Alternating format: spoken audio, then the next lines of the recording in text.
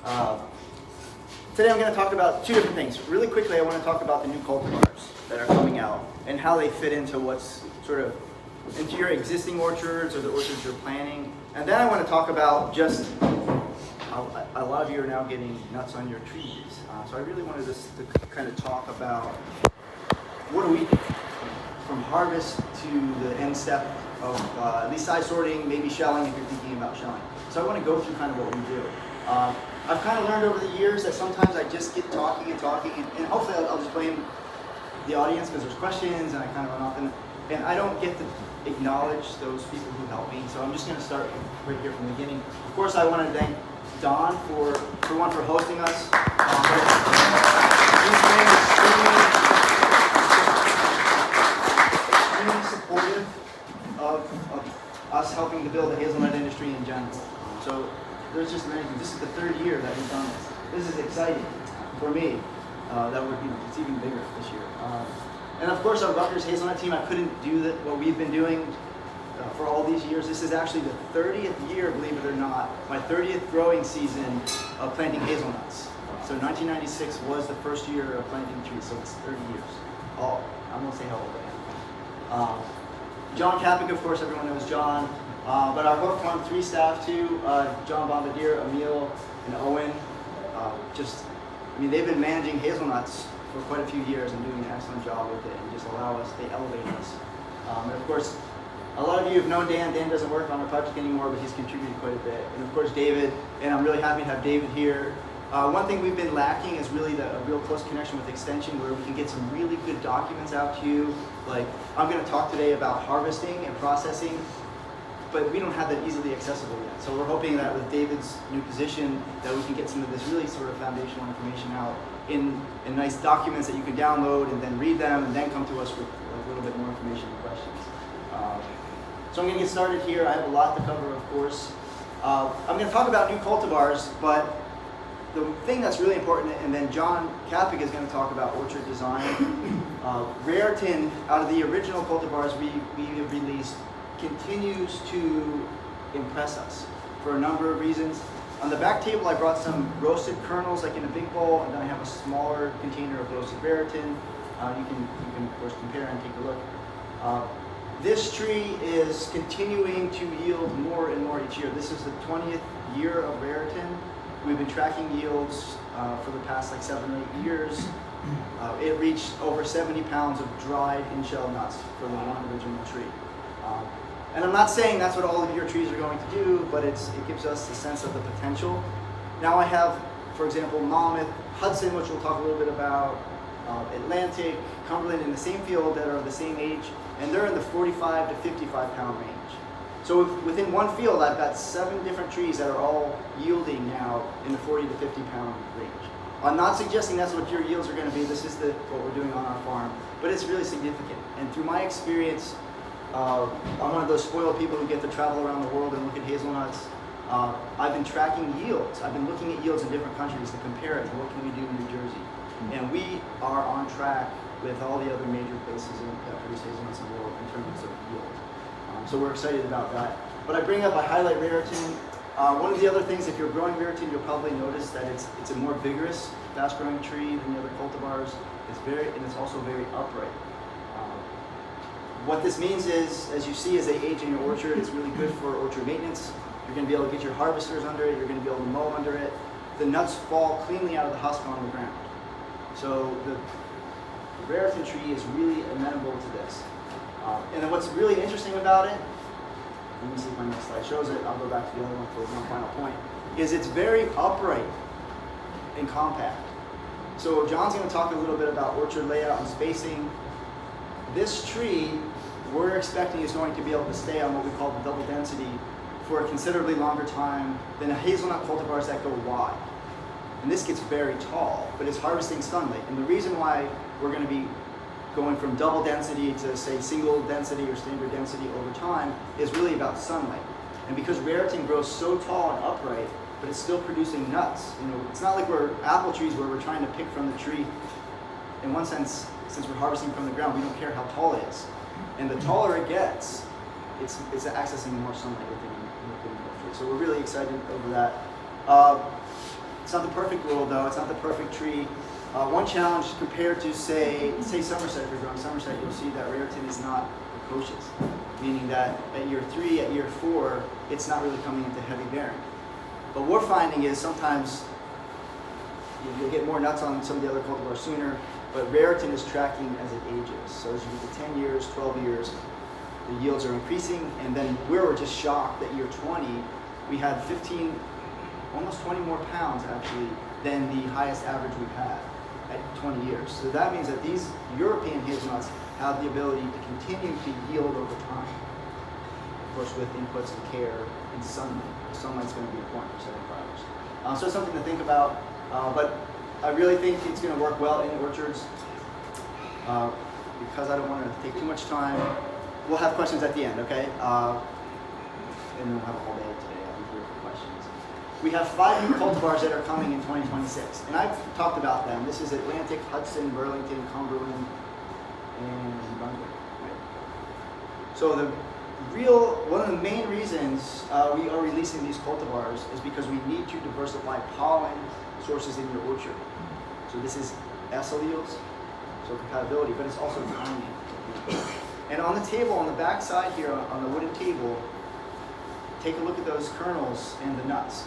So what we've done here is we've selected plants with compatible pollen, primarily to Raritan and Somerset. So as you all know, Raritan and Somerset will not pollinate each other.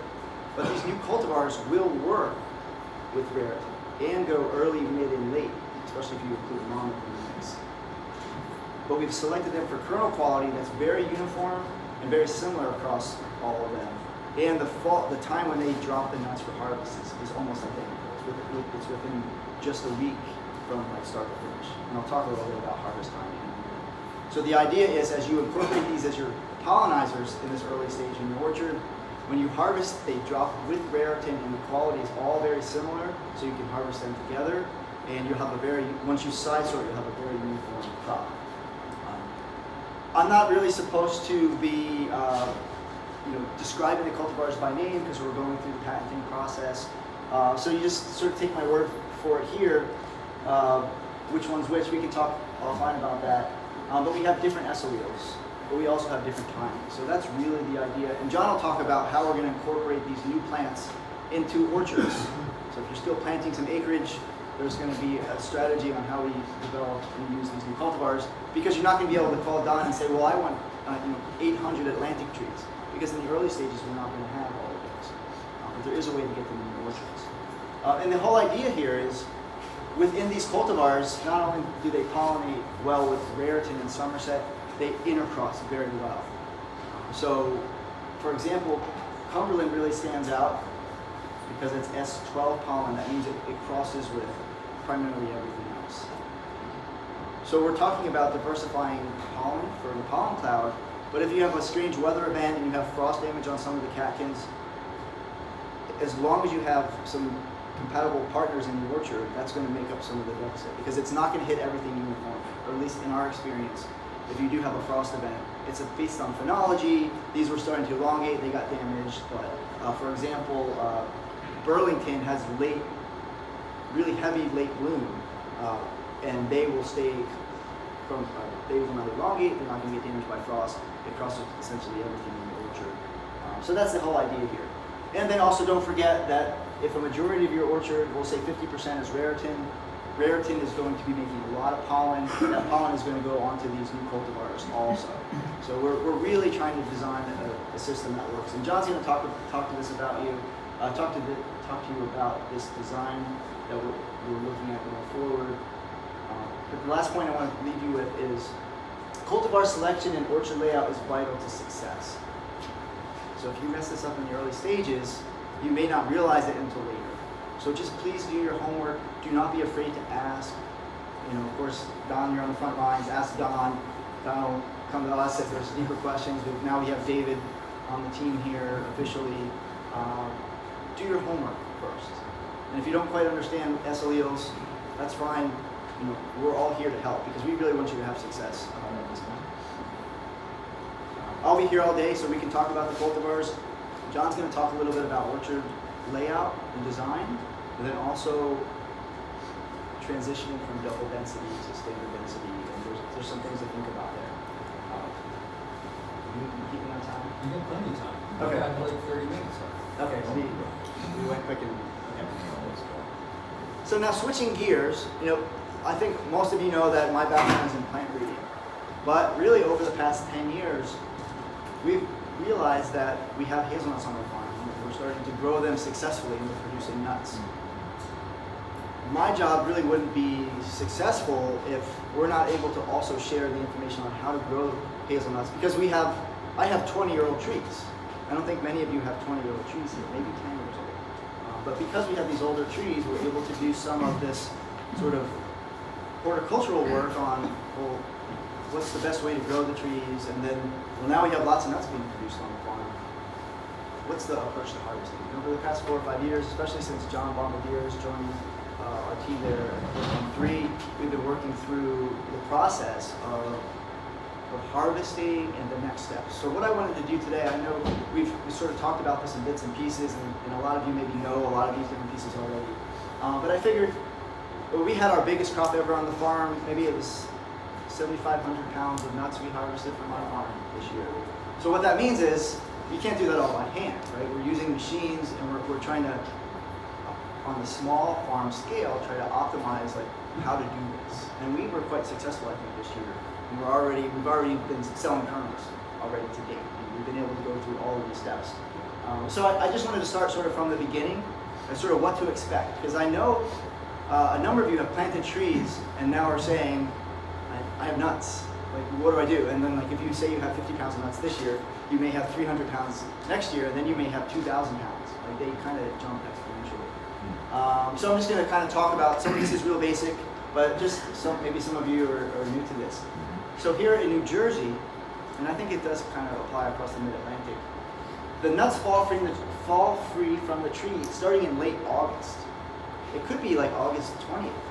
Maybe some of the first nuts would be August 15th. Right? The earliest, if you planted some 100 in is super early. So about August 15th, you'll see the nuts are starting to fall.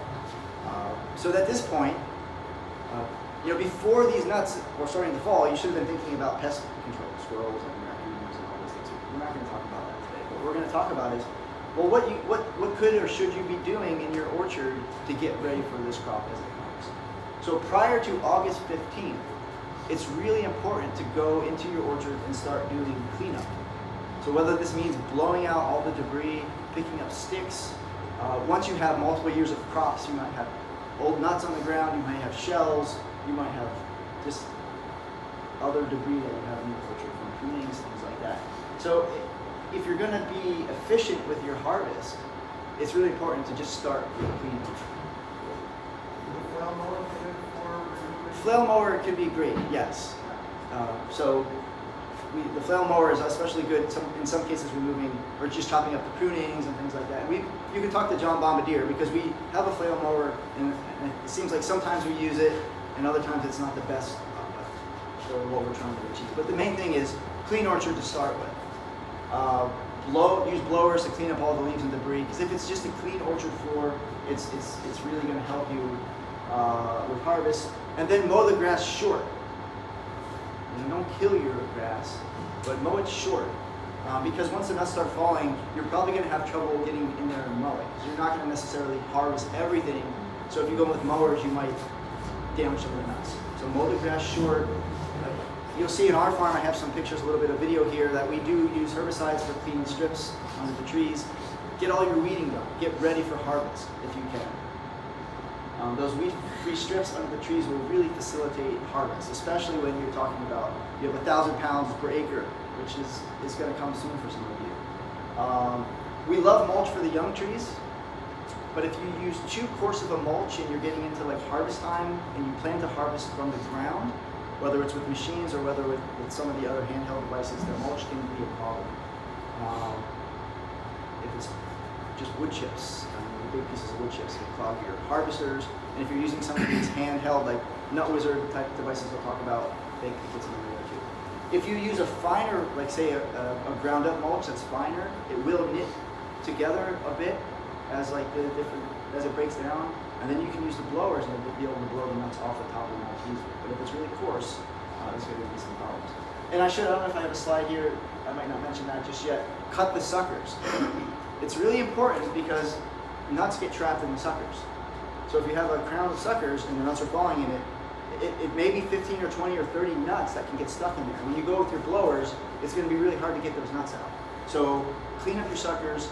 The suckers can be if you throw them in the orchard and then you go run your harvester over the suckers, it's going to clog your harvesters too. So get rid of them, flail mow them if you can, but I would say just do your sucker control before harvest because it gets in the way. And if not many of you have seen a harvest like this, but this is what I'm talking about. I have just a little video. The nuts start to fall in they just fall randomly, right? I'm showing this because the next steps that we're going to talk about is your nuts are falling, but for efficient harvesting, you're going to have to consolidate these nuts. Say you have you have the money, you bought a vacuum harvester, you're not going to just come in here with your vacuum tube and try to pick these nuts up. That's going to take forever. I mean, it seems obvious, right? You're going to consolidate them, but I think it's important to talk about it, or at least put it up front. So you think about it, okay, I'm going to have to find a way to consolidate my nuts. So it's going to be easier. You can see here, this is just an example, but I'll show you what an orchard could look like. The other thing to think about is harvest spans 3 weeks. So for good or bad, I mean, we've tracked this, like with Raritan and basically every hazelnut cultivar you might grow. You're going to start at the end of August, and you're going to go for about 21 days, maybe a little bit longer. We're not in Oregon where we have these laser level fields, we have really good pest control. We're going to let harvest fall, and we're only going to harvest once or twice, maybe once. If you're going to gather your crop, you're probably going to end up harvesting 3 times, potentially 4 times at the end. So just keep that in mind. On the scale that we're going to do it, on the 5 to 10 acre scale, it's probably going to pay to go out there and harvest multiple times. So just kind of think in mind. I'm going to talk through some of the approaches with the machines that we have, how we do this, but think this in mind. Multiple harvests should be expected.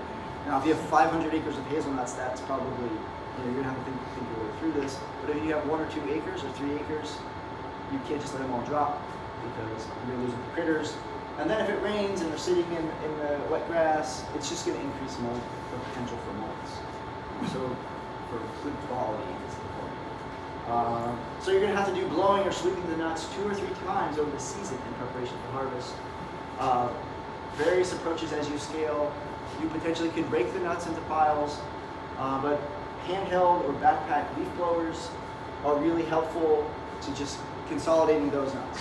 So if you haven't thought about it before, you're going to have to go through and you're going to push those nuts into rows, because then when it comes to harvest, of course, it's just going to be much easier to harvest. Push blowers, everything, there's an art to all of this. As you'll see, that it's just not as simple as mounting a blower on a tractor and just busting through your orchard at top speed, because you're really going to try to consolidate the nuts. If you do it right, you can actually blow some of the debris off the tops of the nuts and make it much easier for harvest. So you'll work through this, and when you're the one responsible for all of these steps, you will figure out the art to do all this yourself. This is just another bit. Oops, I have a video here.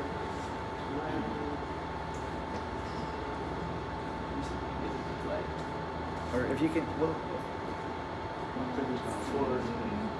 It could be that it's not. Good patience. Okay, it's okay. I'll just move forward. Maybe some of the There videos. we go. So if you look here, it's clean between the trees, and we've blown them over to this side. It's just really simple to show you. But one of the approach that we take with the vacuum harvester, and I'll talk about it again, is to blow the nuts out of the grass and blow the nuts from under the trees and then consolidate them right on the edge of the grass, edge of the soils. Partly so whoever's doing the vacuum harvesting isn't bending under the trees and really making it tough for themselves. And then you don't want it in the grass because you're going to run over the nuts with the tractor, and it's just harder to find them. So there's an art to that, right? But as you get that, you're going to blow the nuts and consolidate them. That means harvest is going to be a lot easier. I showed this video last year, we have a sweeper that goes through the orchard. And although this isn't a picture where it's just loaded with nuts, but you can kind of get the idea. And what this does is this consolidates the nuts. What we've been finding is the brushes that we have do cause more erosion than I would like. And then looking into the machines that sort of exist for hazelnuts and other nuts, they're more paddle-like. So I think we this really works well, but in terms of the kind of material it's made out of, it's just the erosion capacity is just too strong. So if this was replaced with something with paddles, I think we'd have a better chance of reducing erosion. But this works quite well. It consolidates the nuts in a row, and that removes some of the work. Tom, real quick, what would be the break point on a machine like that? How many acres to make it worthwhile? Oh, that's a tough question, because you also need a sizable tractor. Right, so if you have a tractor, I mean that was a custom-made sweeper. That wasn't. They do make sweepers in Italy that are similar. That probably be around. That's going to be the decisions you're all going to have to make. We haven't sorted through all the economics of these pieces of equipment. We're now just seeing what works. Gotcha. And then that's going to play into what machines you already have access to, Sure. and Okay. what's your long-term perspective, because you can do a lot of this with handheld blowers. So any other questions on just this stage of sort of consolidating hazelnuts in the orchard? Have you done any cost analysis on the processes that you just No. described? No. I am not an ag economist, and what our job is to get this equipment for those later studies. So my job is on the side of what exists, and I'll show you a machine that I didn't know existed until this spring, and I think it's quite an interesting harvester that may work in our scenarios. And test it and show that it works. Whether it's cost effective, that's outside of the work we do. We don't have the team that does for that. So this gets us to the stage of now it's time to harvest, to pick up the nuts. If you've had a few nuts on your trees already, you might have even picked them from the tree by hand, which is totally possible. I'll just tell you right now, economically, that's not going to work. So that's my economic analysis, because it's just, it's more labor. That's not what we're looking for here. But when you can push on the nuts and they roll out of the husk without much pressure, they are done. So you can take them out, you can dry them in the husk to help with removal, you can peel them out of the husk, but that's fine. It's just too much work, right? So what you really want to aim for is to be in a scenario where you can let the nuts fall on the ground. At this stage, you can, besides the fact you're going to be picking up all the debris, you can break them in piles and scoop them into bins. And if you have the magic cleaning machine that I'm going to show you that you've probably seen before, you can do that and it's going to be effective. There's other tools out there, like you've probably seen the Nut Wizard. If you have a clean orchard floor, you can roll this and it does work, it's effective, it picks up nuts. But if you have any sticks, leaves, other debris, it just becomes a headache, right? And then there's this, maybe that's the Nut Wizard, this is the bag of nut. It's really cute and fun, but you get one stick, or the leaves are falling and they're just not effective anymore. You can make it work, but it's really a challenge. So we've had all these shows, we've tried all these things. They're not super effective. Once you get over 1,000 pounds of nuts, none of this is really is going to be helpful. So we look at the various powered machines. I'll keep going quickly. You can see this device is for sale. You can buy this backpack harvester. We find it's not effective. It's just super loud, it's very, very heavy, and it's prone to being clogged. It does suck nuts off the ground, but everybody hates you, would hate using it anyway. So I'm just... It's good to know what not to Just use. know not, you'll see this looks really cool, but for us it's just not something that we recommend. Our first harvester was the Kia K500 vacuum. It's a step above hand harvest, right? The problem is, so there's some pros and cons. The thing is, it's way underpowered.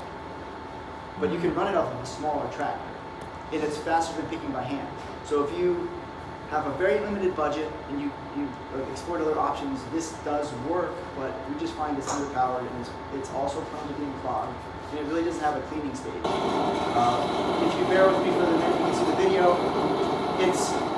It's almost picking up like 2 or 3 nuts at a time.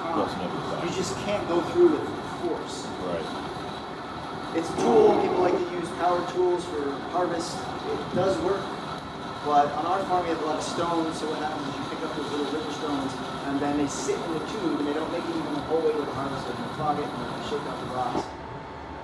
I don't recommend this. but it is a step above hand harvest. So you just have to kind of weigh, the economics, my economics are really kind of rough, right?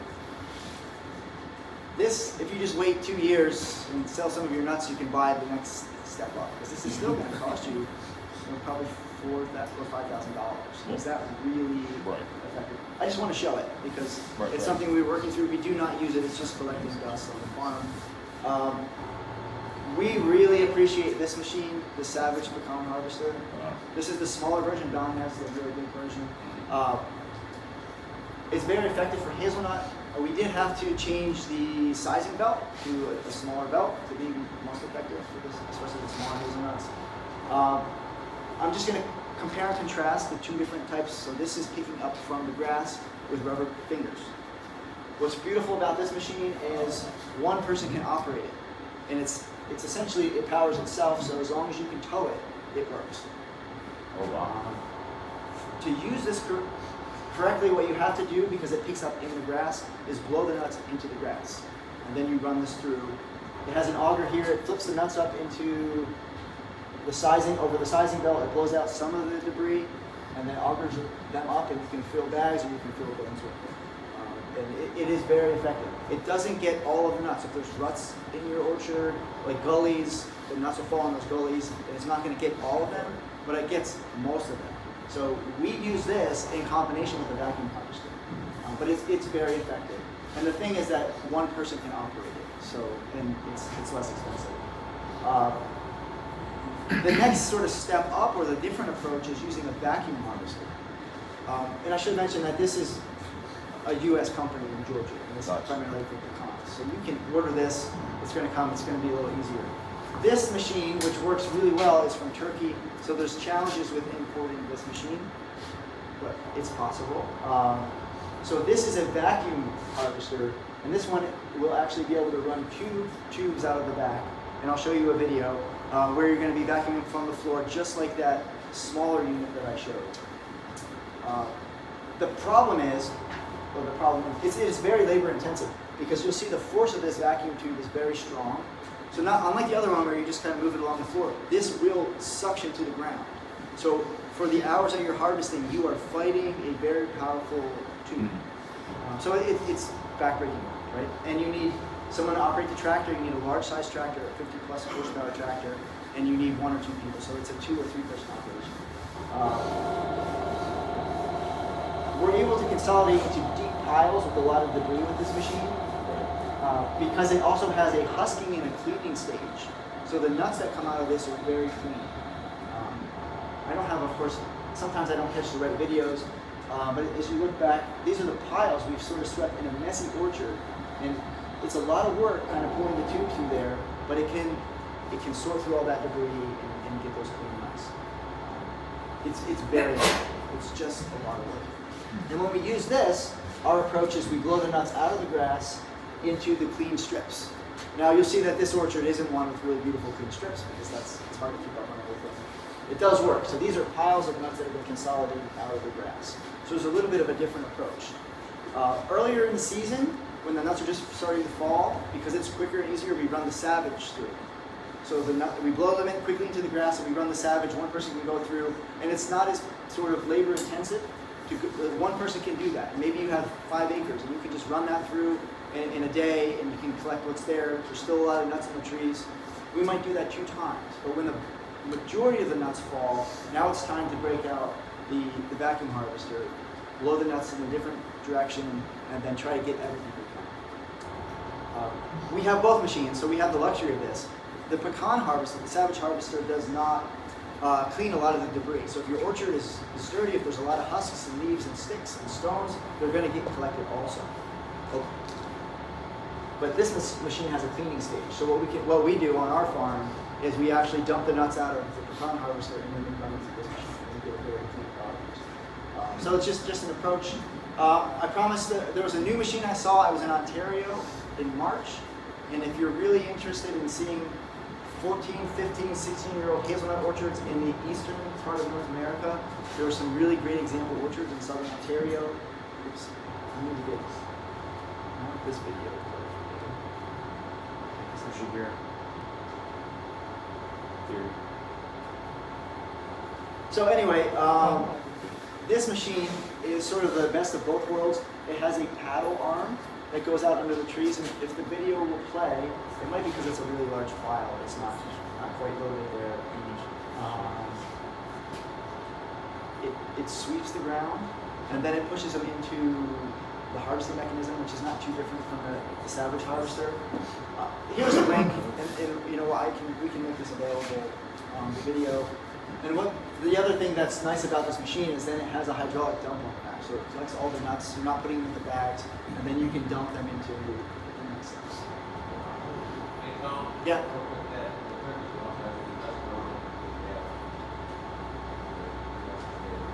The Turkish one has a dehusker, so if they're falling in the husk, it does a really great job of just peeling them out of the husk. So that's an important thing for them. This one, I don't have the quote yet. We're still waiting on it actually, because that was like, oh, you know, we need for the meeting how much this one would cost. It is available through Produce Tech in Quebec. I'm guessing it's probably going to be like the $25,000 range. It's self-propelled. You ride on it. I wish the video. Is there anything you could click over there? It's just maybe it's.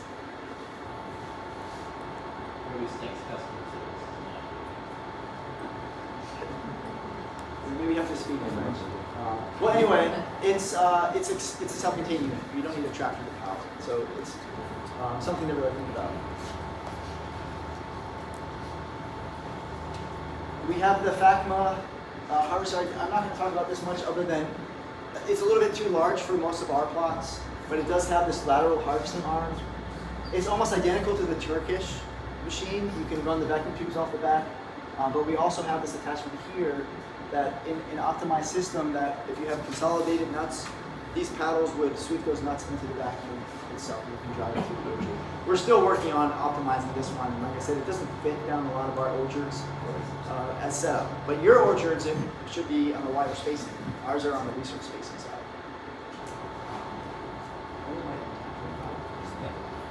Okay.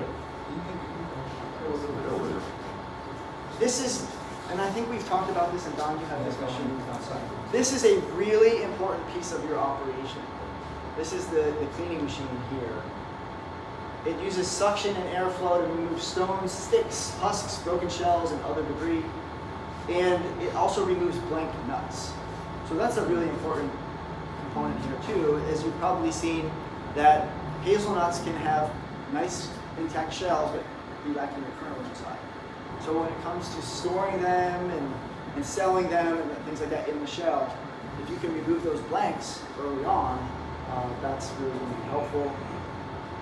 What we found is we can go directly from the field. So if you think about it, it's going to be a long day for you, but it's sort of an optimized system as you do your harvest, and then you take those nuts from harvest, and you go right to this machine. Now they can't be terribly dirty, like the Savage pecan harvester. If it's picking up lots of sticks and other heavy debris, you're not going to put it through. This is more of sort of a finishing machine, but it's very effective. So we go right from the field, right to this machine. Not to get ahead of myself, then you wash them, then you get them set up for drying. If you can see here, this is a little bit of a video, and I think I have a close-up picture in the next slide of how dirty that material can be, and then what actually comes out. This video. See all the blank nuts, the sticks, we've got pine cones, so from dawn redwood trees. They go through this conveyor. We have a lot of river stones on our farm. They don't go up through the machine, they fall out. It goes up through a vacuum hose, which then pushes it through essentially a size separator with paddles as it goes up through. First it aspirates it and blows out a lot of the dust and debris, and then it gets pushed out through these paddles. So anything that's too small, like little sticks, shells, it's a pretty high pressure paddle that pushes against everything. So you'll see what's coming out here, shells and little stones that made it up through. And then this is where the blank nuts come out. There's an air column that the nuts get thrown up through, and by weight they're separated, and those that are with the kernel will come out this side, and then you'll just see how clean this material is. And this is really a lifesaver, because if you are harvesting even with rakes, or nut wizards, or even with the Savage pecan harvester, someone's going to have to separate all that junk out. because you're not going to have a perfectly clean orchard. So this machine is just, I say, one of the key components. One of the challenges in New York is uniformity in size. So we have extra small. I'm getting there. extra large. Okay. We're getting to that. Yes, that's a big challenge too. So we're not done yet. So here's going in, and here's coming out. Right? So this machine is going to save you a lot of time. And I love this machine. In an ideal situation, you come out of this machine, now they're still going to be covered with dirt and dust. You go right into washing. Now you can put them on a table, wire mesh table, and scrub them by hand. That's going to work, but you have to make sure you kind of work on it. We were lucky enough to have some funding to get a Greek tomato washing machine. We dump them in the conveyor, and there's power jet sprayers, and these are actually scrubbing brushes essentially that rotate. So they're cleaning the nuts as they go through, and then they're getting sort of polished out the back. So if you can think about going from harvest to the cleaning machines to the washing, then you have a really nice product at this point that has to be dry. This is just the bench top. This is our harvest this year. We use the washing machine, and we also just scrub them on top of a bench top, just for sheer savings of time. And then, this is where we're drying the nuts.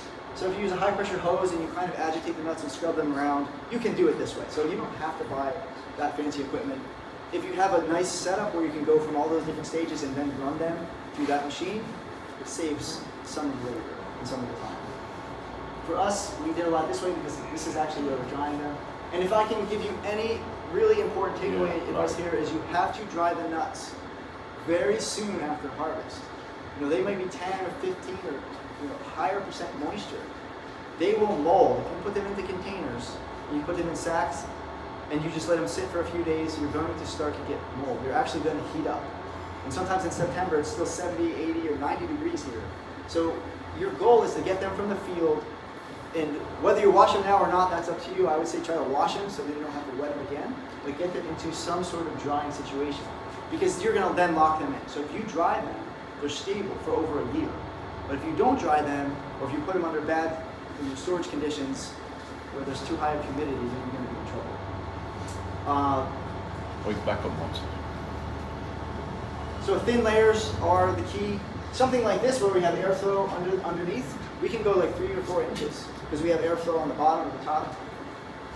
You can go then, if you're really trying to make sure they dry a little bit faster, if you can agitate those nuts and move them around so you kind of mix the ones from the inside to the outside, that's helpful.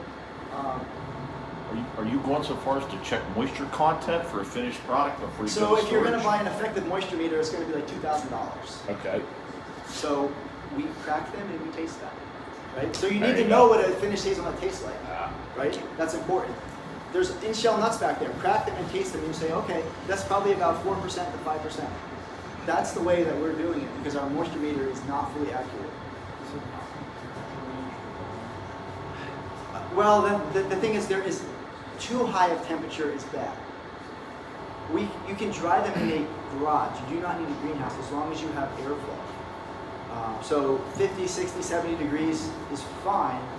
Better is probably 90 to 100 degrees, but once you get over 100 degrees, 120, 130, they dry too fast, and you can actually you can destroy the quality of the kernel. So probably our friends from Ferrero have more specific advice, but you can dry them. So here's just an example. Of course, we have greenhouses that we've used.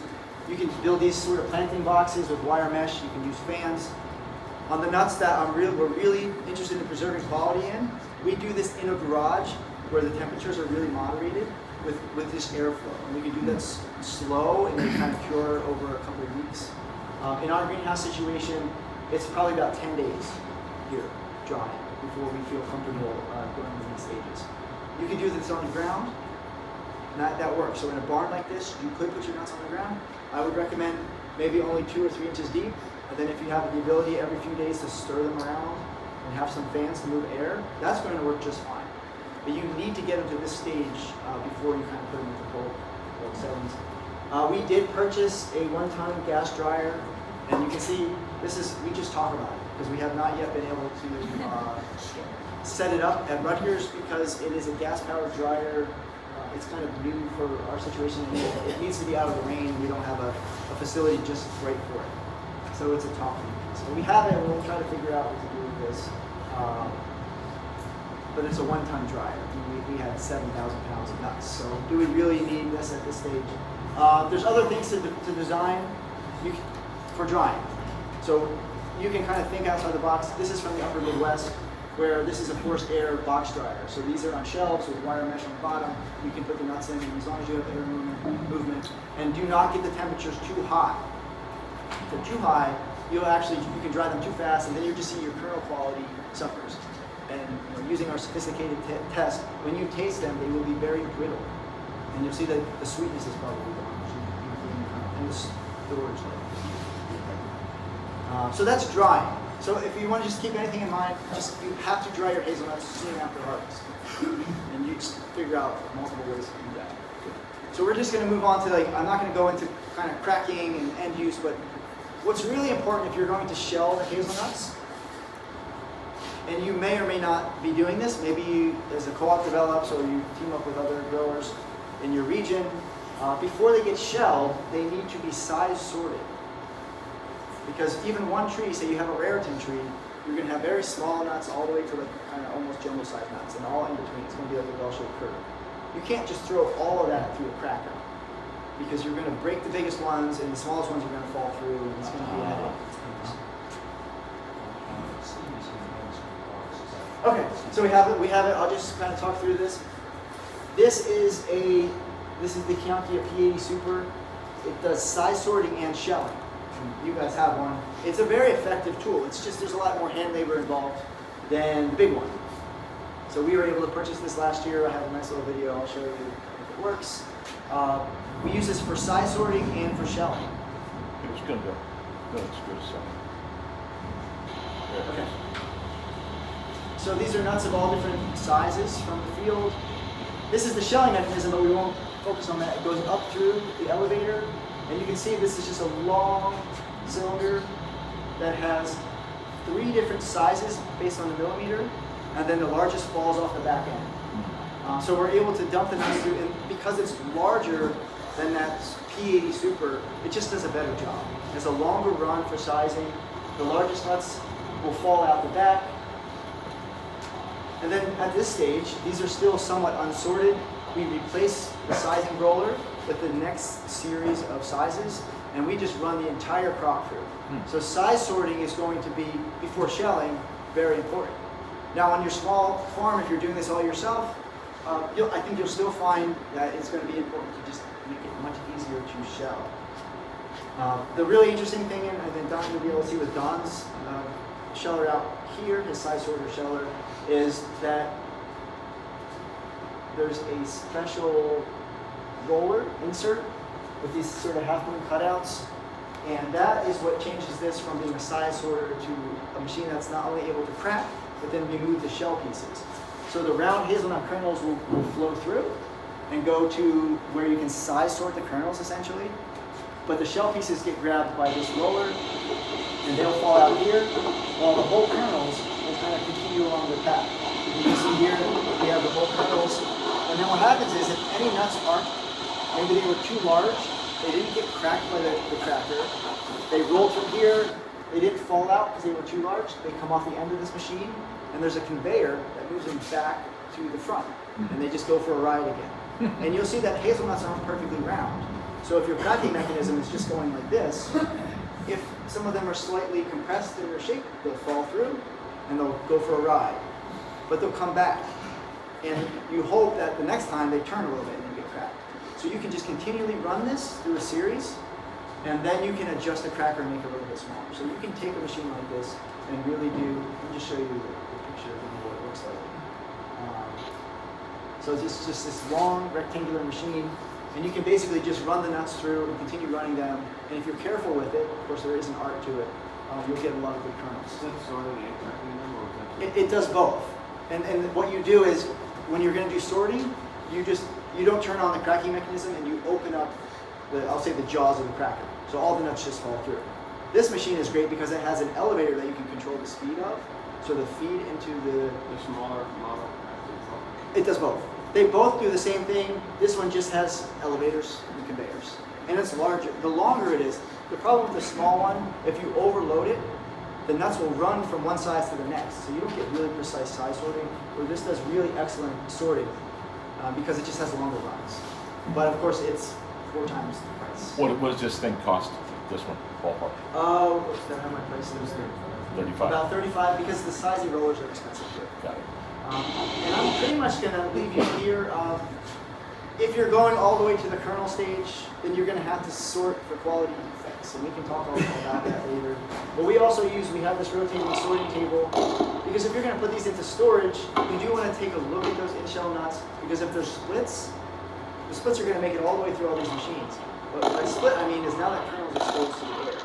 And what that means also then is like meal moths or other post-harvest pests can get into your nuts and affect them in storage. So you want to really look at things closely if you're going to put them into long-term storage. If you're going to crack them right away, then that's a different story.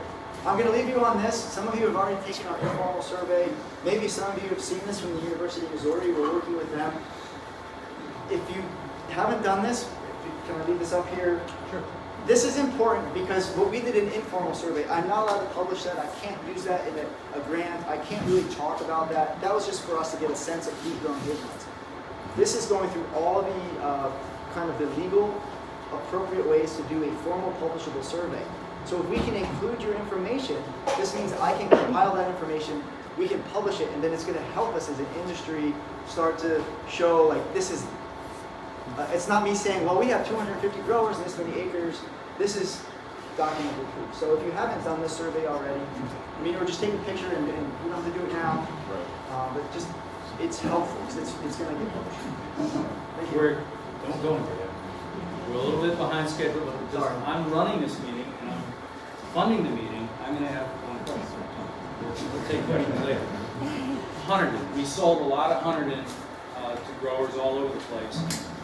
And Hunterdon is no longer favored, but we know that Grand Traverse and the Beast will pollinate. What are the new cultivars will cross with Hunterdon? All of them. Here you go. Essentially all of them. Yes.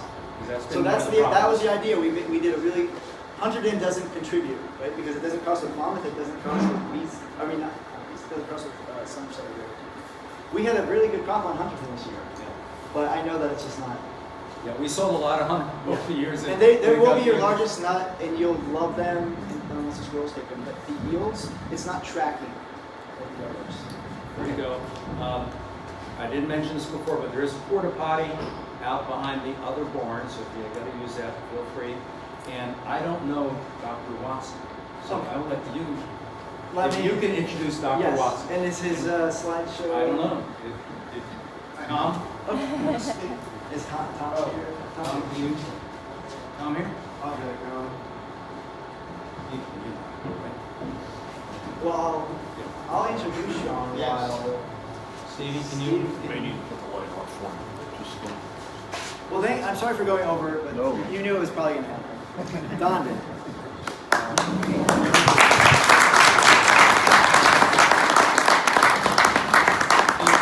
Steve, he's got it. That's what he's got to do. I think my brother has it on here. Oh, he does. That's the way it's on there. That was yesterday's one. I didn't send it, so you take that.